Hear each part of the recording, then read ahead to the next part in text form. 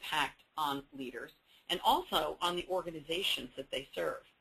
And so this idea of organizational agility, which of course is part of what's driving the need for leadership agility, can be defined this way. The capability of a company to rapidly change or adapt in response to changes in the market. And I don't know how many of you have been whitewater rafting. That's not a picture of me there, but I've done it quite a few times.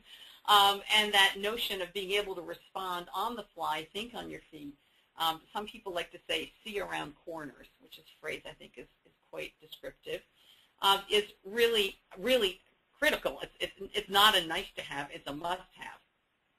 And when you look at organizations that have a high degree of organizational agility, that helps them react successfully to the emergence of new competitors, new industry-changing technologies, or sudden shifts in overall market conditions. So it is the antidote to this VUCA world that we live in. And of course, organizational agility requires leadership agility.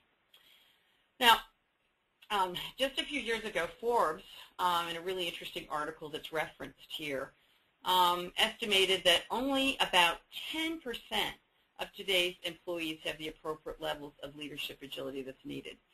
Even if that increased by, an additional 50% in the last 2 years, which I'm not sure it has, that's just not enough. So that's why I believe we're hearing more and more talk about not only the challenges that we have in terms of building the leadership pipeline, which most people are facing. As a matter of fact, somebody said to me today, you know what, the war for talent, it's over. And guess what? Talent won.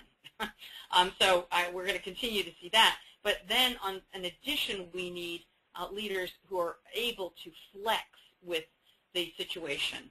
As Warren Bennis, who's written on leadership for several decades, says, to grow and transform, executives, and I would say all leaders, have to have extraordinary